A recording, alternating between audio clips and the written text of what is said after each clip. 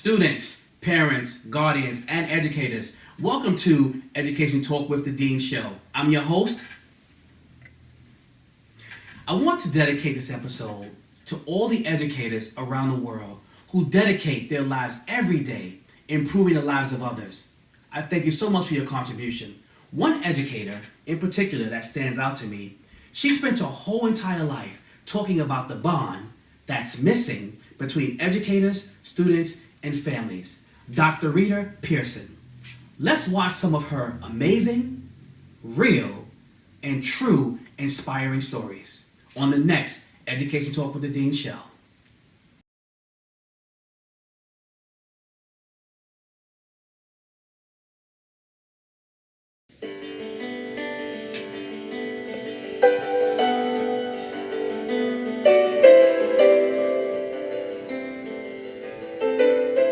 I can remember an occasion when two of my students were fighting at school. I mean, they were going at it on the playground.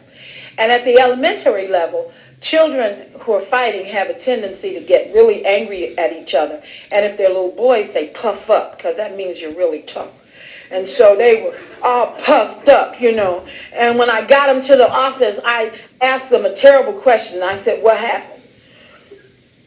Well, they really huffed up then, and that's really probably the worst question you could ask, because when you ask what happened, you're never going to get an accurate story. And so I said, "Okay, you go first." Well, the story gets very loud. I don't know why, but when kids are explaining, the story's loud. You may have noticed that.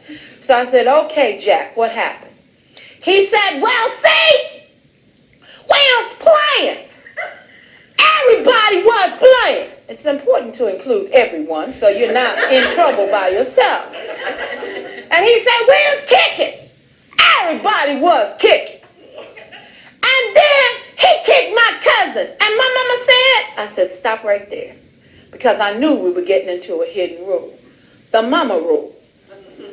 You see, there's mama law and there's public law. No law overrides mama law. Did you know that? If you didn't know, that's a hidden rule you must remember. When your mama says it, it becomes engraved in stone. So I knew what he was going to tell me. I said, "Your mama said if somebody hits you, hit them back, right?" And he said, "Right. And my mama said if somebody mess with anybody in my family." I said, "Okay, I know the rules. Stop right there." So I asked him, I said, "Where's your mama work?" And he forgot he was supposed to be huffed up. And he said, "At the telephone company." And I asked the other little boy where his mom worked. And he said, "At Prudential." He was still puffed up. And I said, "Okay, your mom works at the telephone company. Your mom works at Prudential. Did your mom say you could fight telephone company?" "Yes, ma'am." She said, "Bust them up." And I said, "Did your mom say you could fight?" "Yes, ma'am. She told me to defend myself." I said, "All right, we got the rules straight." And they said, "We suspended?" I said, "Absolutely, because that's my rule. If you fight at school, you get to go home for 2 days." Well, they were pretty upset with me by this time. I said, "But we have to do some things first." He said, "What do we have to do?" I said, "Well, first, we're going to go to the telephone company." And their eyes got real big. Because one of the hidden rules about working is that you don't bother your parents on their jobs. And he said, "Are you going to call our mamas?" I said, "No, I'm going to take you over there." And they said, "Oh, no." By this time, the huff and puff was gone out of both of them. I said, "This is how it's going to work. First, we're going to the telephone company, and we're going to fight at the telephone company. I want you to tear up the telephone company. Roll on the floor, kung fu kick, just like you were doing here. But don't hurt each other too badly, because we're going to leave the telephone company and we're going over to Prudential. We're going to fight at Prudential. You can really fight over there. That's the last stop. You can make blood, pull hair, snatch each other's clothes off. I can run you by the hospital, get anything broken, set in a cast, push your eyeball back in your head. Then you can begin serving your 2-day suspension." They said, "Miss Pierson, you know we can't fight on our mama job." your mama made the rule. Let's go where your mama is. They said, oh, we're dead. We're not going to make it. And they just fired. I said, go sit on the blue seats outside my office while I call your parents. Tell them we're on our way. Get some boxing strategy in place so you'll know how you're going to fight once we get there. Oh, they were so sad. They just drug out of there. Well, first of all, you know I wasn't going to take those kids to their parents. But it was the first time I used a strategy that I've never used before, but I've used a lot since, and it has never failed me.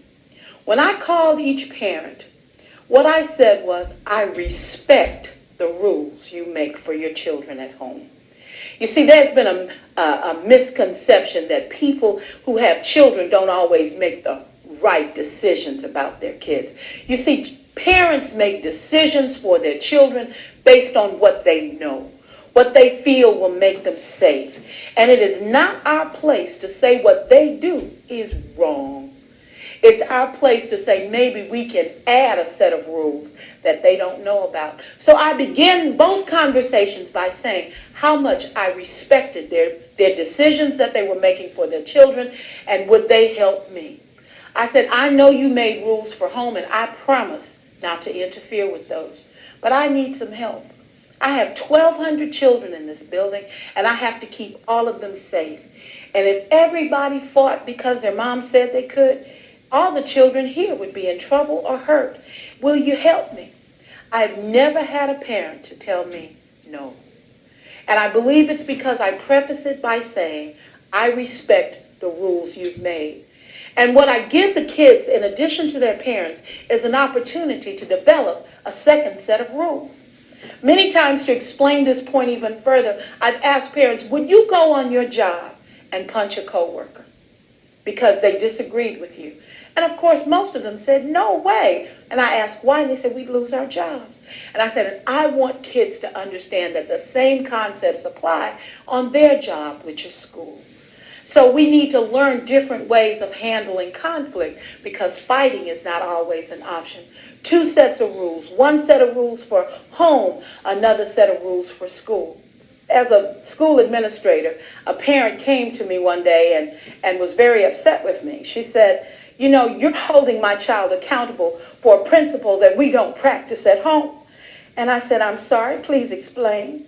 She said, my child is being penalized for being tardy every morning, and I don't think it's fair. I said, well, ma'am, that's the rule. If you're late, you get penalized. School starts at 8 o'clock.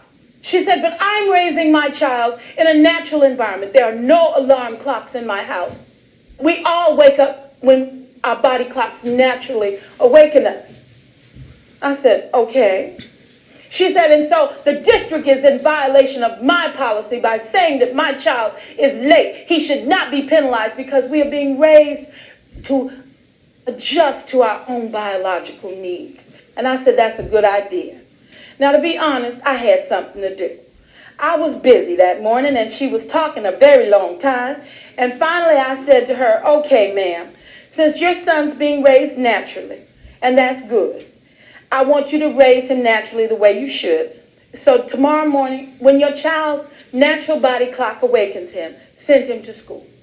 She said, no matter what time? I said, no matter what time. When he wakes up, send him to school. She said, will he be marked tardy? I said, oh no, we're going by natural function. And so she said, well, I don't want him in Mr. Thomas's class because Mr. Thomas doesn't like him anymore because he's always tardy, and I feel he should have a new teacher. Whose class are you going to put him in? I said, every teacher at this school is certified. Let him walk around and choose a room. Wherever he finds an open chair or a teacher that is physically appealing, he may go in. We have blondes, brunettes, Asians, Hispanic, whatever he chooses, just go in. I'm sure before the end of the day, he will have picked up some tidbit of knowledge. So she was getting a little suspicious. And so she said, well, okay, what time will he go home if he gets to come whenever he wants to? I said, when he begins to feel fatigued, he should just pack it up, run along home. Because I think you shouldn't stay as long as your natural body function says you're tired. He should just go home. She said, well, he can't just go home. He's a bus rider. What bus will really ride? I said, they're all yellow. Choose one. Whenever he gets to a place that is close to what looks familiar, just ask the bus rider to let him out. She said, you're crazy. You've lost your mind. You can't run a school like this. I said, that's what I've been trying to tell you. Get your boy here at 8 o'clock. If you work with middle school students or high school students, you hear things like I cannot believe how many times I can ask in the middle of one sentence, it works like that. And when you talk that way, there's a tendency to try to write that way. Well, if you don't know both casual and formal register, it buys you trouble. We have begun now in the educational arena to do something we had thought not a good thing to do, and that's to emphasize formal register. At one point, teachers were told, oh, don't say anything. It'll lower the kids' self-esteem if we correct their grammar and insist upon them using good words. Well, that's crap. That was casual register.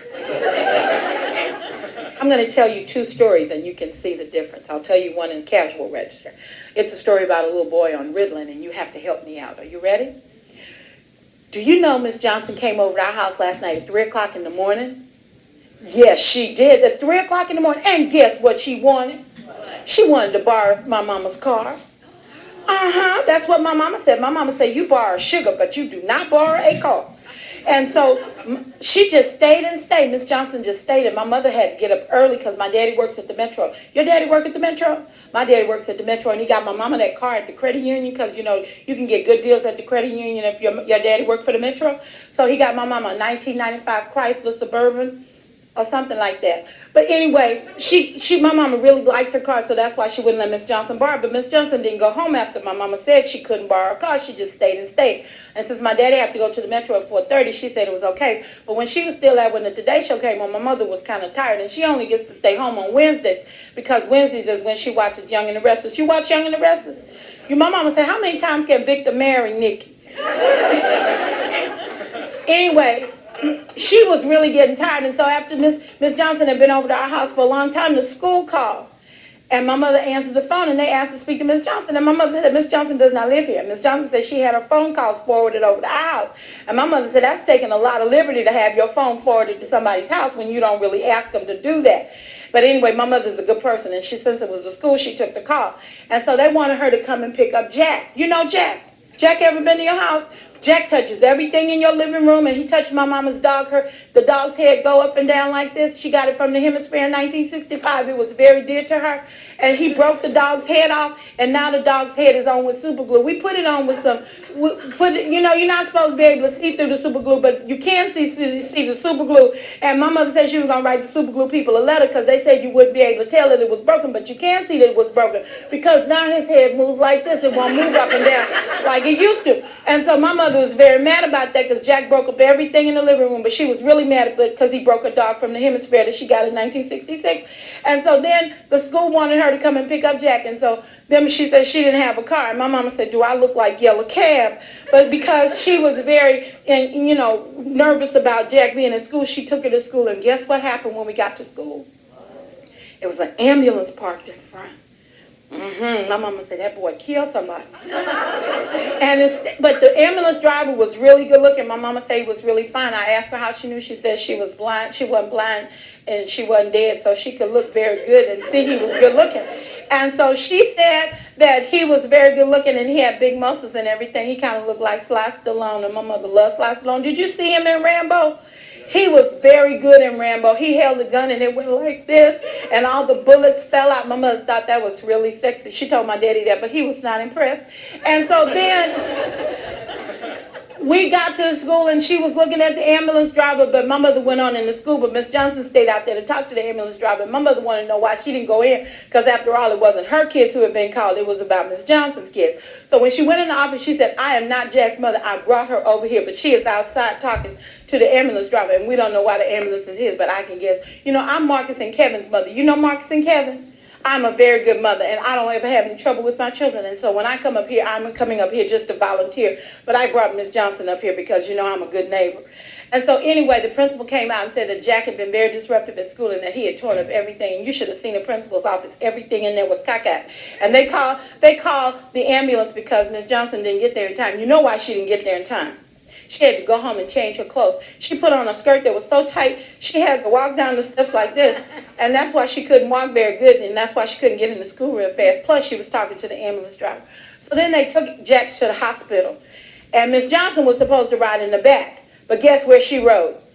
Up front with the ambulance driver. And he almost had to push her up in the ambulance because she had on a tight skirt and she couldn't climb up those stairs. So she pushed in the ambulance. And in the meantime, Jack was in the back, and my mother said she could see through the little window. He had the tongue depressors and all the tubes. He had torn up the back of that ambulance by the time they got to the hospital. And they took him up on the 5th floor. You know what's up there, right? They gave him a lot of tests. It took all day. My mama missed Young and the Restless. And she doesn't like missing Young and the Restless because if you miss it on Wednesday, you don't know what happened. You can miss all other days, but if you miss Wednesday, you don't know what happened. So she was very mad about that. But anyway, he had to stay up there a long time. They gave him some psychological, some psychological tests. And they gave him some little yellow pills, you heard of them? My mother said, oh, some little bitty pills. She said, Jack need bigger pills than that because he's been cutting up real bad. And so she said to my Miss Johnson, you need to go check and see if he can get some bigger pills because those look like they're not going to do a lot for him. But anyway, he's supposed to take those pills 2 times a day. One time he's supposed to take them in the morning from his mother, and the other time he's supposed to get them from the school nurse. But I know Miss Johnson not going to get up in time to go give him those pills, and he going to miss that morning pill. And you know, by 12 o'clock, he's going to be really bouncing off the wall. So my mother said she would call Miss Johnson and wake her up because she's a very nice woman, and she wakes people up like that because she gets up real early because my father worked at the Metro, and he has to be at work at 4:30. So my mother said she would be up and she would call Miss Johnson. But anyway, he is back at school and everything, and he's supposed to be doing okay. But my mother says one thing for sure, he can't come back in the living room because, you know, he broke the little dog's head, didn't move like this. And so now he can't come back anymore, and that's what happened to Jack.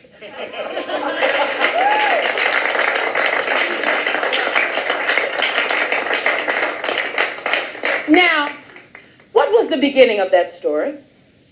You don't know. What was the plot? What was the ending? See, in formal register, that must be a beginning, a middle, and an end. If you're going to write informal register, it has to flow. It has to go that way. Here's the same story in formal structure. Mrs. Johnson visited her neighbor early this morning in order to borrow her vehicle. Unfortunately, the neighbor was not willing to part with the vehicle, but she stayed to visit anyway. She stayed long enough until the school called and said that there was a difficult time going on at school with her son, and she was asked to come and retrieve him for home care. Mrs. Johnson did not arrive at the school in a timely manner, and unfortunately, the school personnel were required to call an ambulance. She did make it before the ambulance departed, and she accompanied him to the hospital. After thorough psychological evaluation, it was determined that her son be placed on Ritalin, 5 milligrams to be administered in the morning at home, another 5 milligrams to be administered at noon by the school nurse. After 6 weeks, Jack's prognosis is excellent. He has not had any outbursts that could not be contained at the school level. Same story. Which one did you like best? The first one. You know why? Casual register is entertaining. It's akin to gossip. You know, and when I went, guess what happened? You went, what? And then that leads to another thing, and then what? And yeah, and oh, wow. But it's very difficult to write it. It's fun to speak in it, tough to write in it. And we all use both of them. The only problem occurs is when you can only use one. Can you see the need for it? Absolutely. Can you see why we must incorporate formal register in school if we want to get better academic performance from our kids? Absolutely.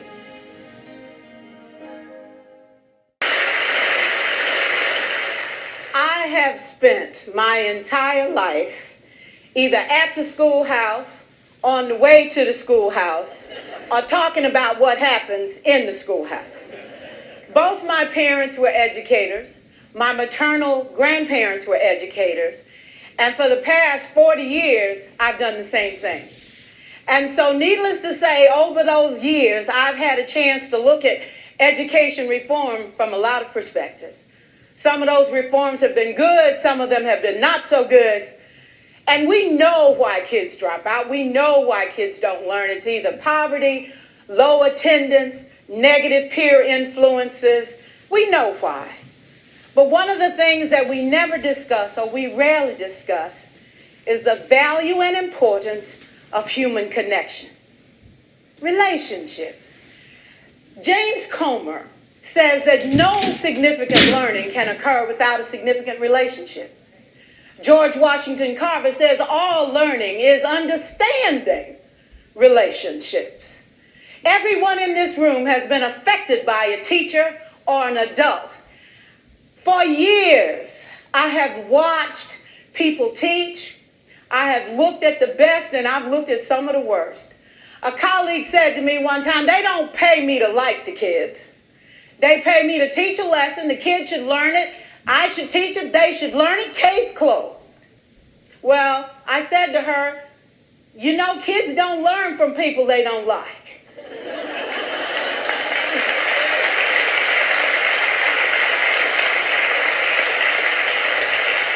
She said, that's just a bunch of hooey. And I said to her, well, your year is going to be long and arduous, dear. Needless to say, it was. Some people think that you can either have it in you to build a relationship or you don't. I think Stephen Covey had the right idea. He said you ought to just throw in a few simple things, like seeking first to understand as opposed to being understood. Simple things like apologizing. You ever thought about that? Tell a kid you're sorry, they're in shock. I taught a lesson once on ratios. I'm not real good with math, but I was working on it. And I got back and looked at that teacher edition. I taught the whole lesson wrong. So I came back to class the next day and I said, look, guys, I need to apologize. I taught the whole lesson wrong. I'm so sorry. They said, that's okay, Miss Pierson. You were so excited. We just let you go.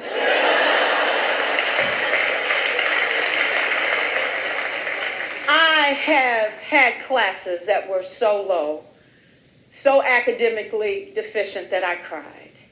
I wondered, how am I going to take this group in 9 months from where they are to where they need to be?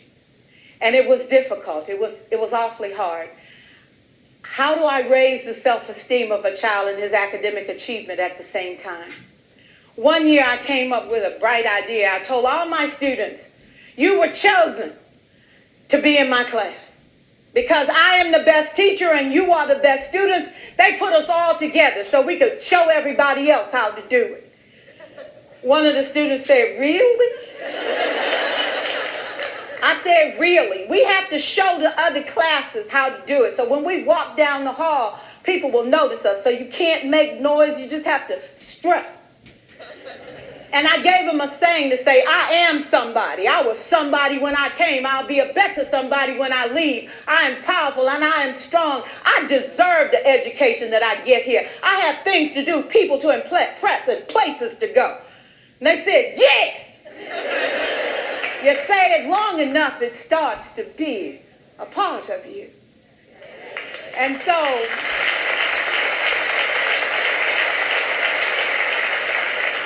I gave a quiz, 20 questions. Student missed 18. I put a +2 on this paper and a big smiley face. He said, Miss Pierson, is this an F? I said, yes. He said, then why'd you put a smiley face? I said, because you on the roll. You got 2 right, you didn't miss them all. I said, and when we review this, won't you do better?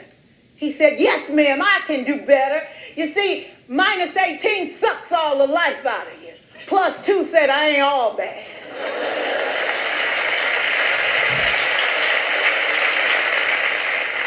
For years, I watched my mother take the time at recess to review, go on home visits in the afternoon. buy combs and brushes and peanut butter and crackers to put in her desk drawer for kids that needed to eat, and a washcloth and some soap for the kids who didn't smell so good. See, it's hard to teach kids who stink. And kids can be cruel. And so she kept those things in her desk, and years later, after she retired, I watched some of those same kids come through and say to her, you know, Miss Walker, you made a difference in my life. You made it work for me. You made me feel like I was somebody when I knew at the bottom I wasn't. And I want you to just see what I've become. And when my mama died 2 years ago at 92, there were so many former students at her funeral. It brought tears to my eyes, not because she was gone, but because she left a legacy of relationships that could never disappear.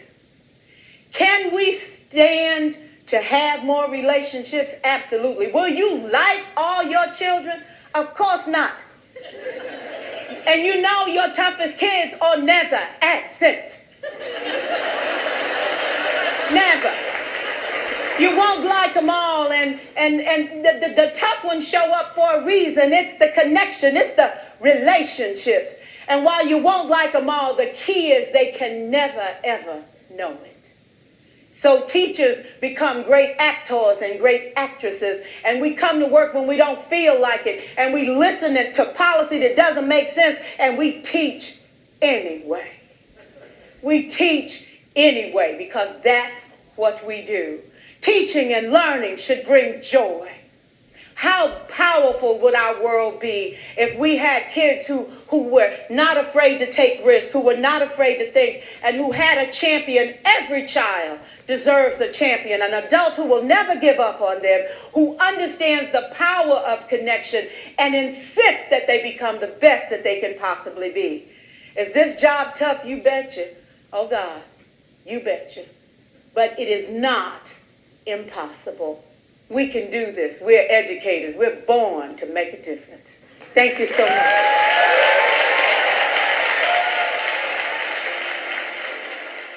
That was very inspiring. In the true words of Dr. Pierson, every child deserves a champion. And I want to add, every adult deserves a champion. Will you become a champion today? Until next time, be safe.